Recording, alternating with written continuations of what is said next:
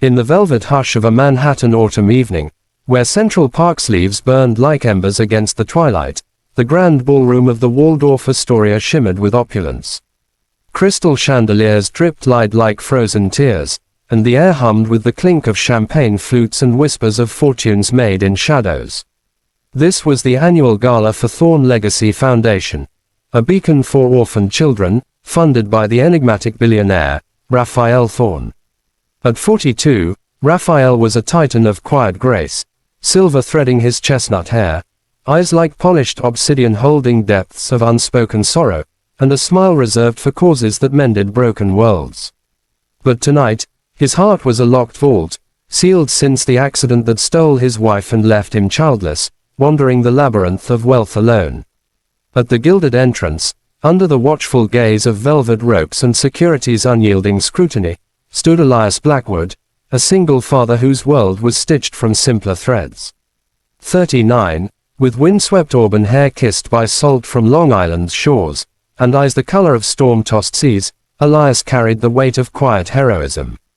His daughter, little Mira, 6 years old with curls like spun gold and a laugh that chased away thunder, waited at home with a babysitter, clutching the seashell necklace he'd promised to replace with a story from the city.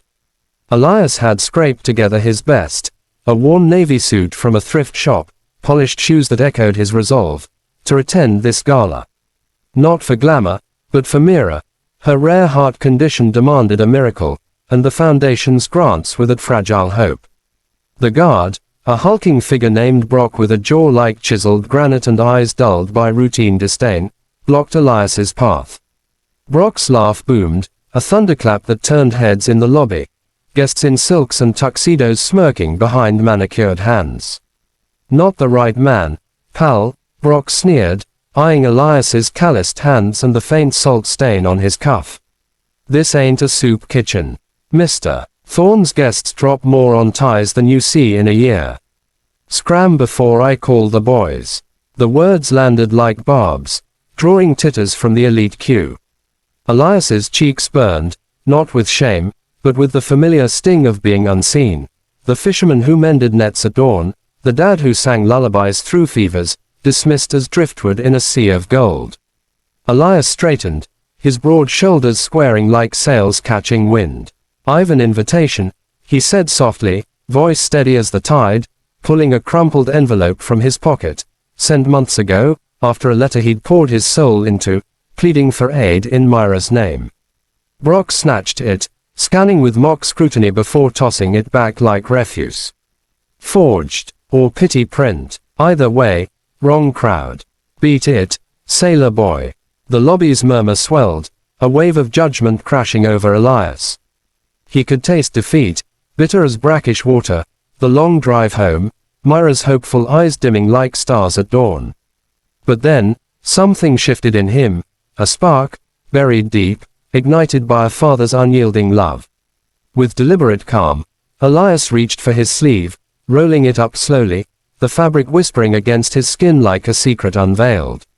The room fell into a hush, breaths held as inches of forearm emerged, not the smooth marble of the privileged, but a canvas etched with life's fierce poetry.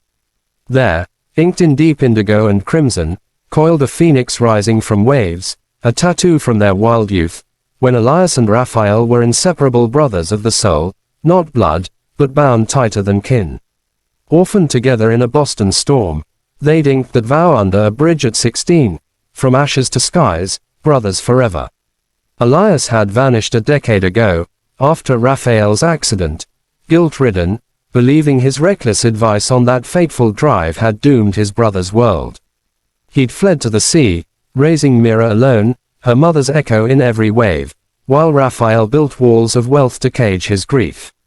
Brock's laugh choked into silence, eyes bulging as recognition dawned, not just the ink, but the mirror it held to the man it honored. "That's impossible," he stammered, voice cracking like thin ice. Heads turned, whispers erupting into gasps as Raphael, drawn by the commotion, emerged from the ballroom's archway. His obsidian gaze locked on Elias, time fracturing like glass under pressure. "Eli," Raphael whispered, the word a prayer, a wound reopening to heal. He crossed the lobby in strides that devoured distance, hands trembling as they gripped his lost brother's arm, tracing the phoenix with fingers that knew its every curve.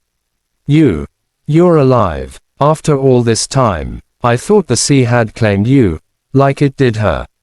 Tears carved paths down Elias's weathered cheeks, mirroring the salt tracks on Raphael's face. I thought I broke you, Rafe.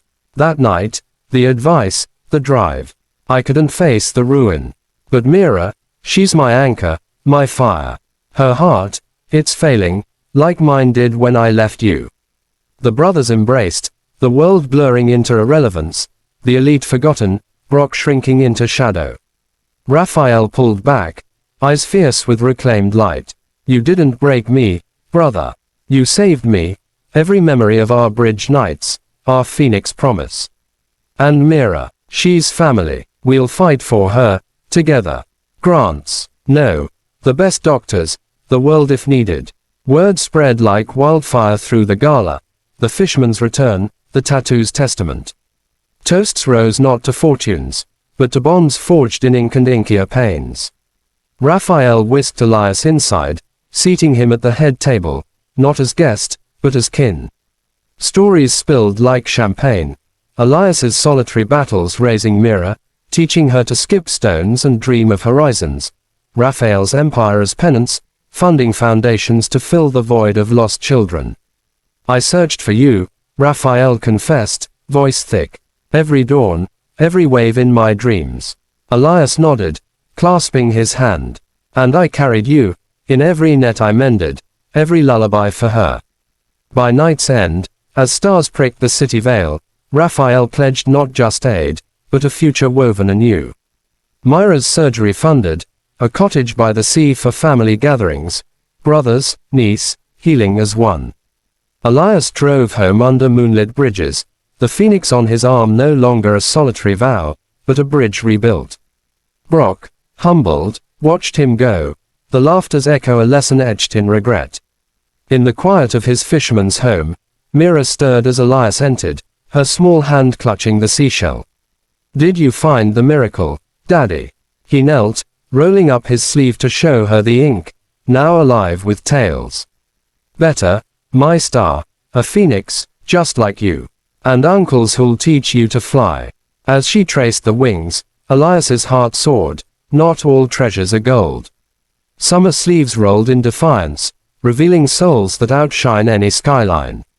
For in the end, the right man isn't the one who enters gilded doors, but the one who carries home the light. Thank you for watching this story till the end. Sparkles, if it touched your heart, please support us.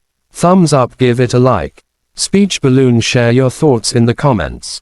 Bell, subscribe to our channel and turn on notifications. Your support helps us create more stories that inspire and make you believe in miracles. Your participation means a lot to us. Heart.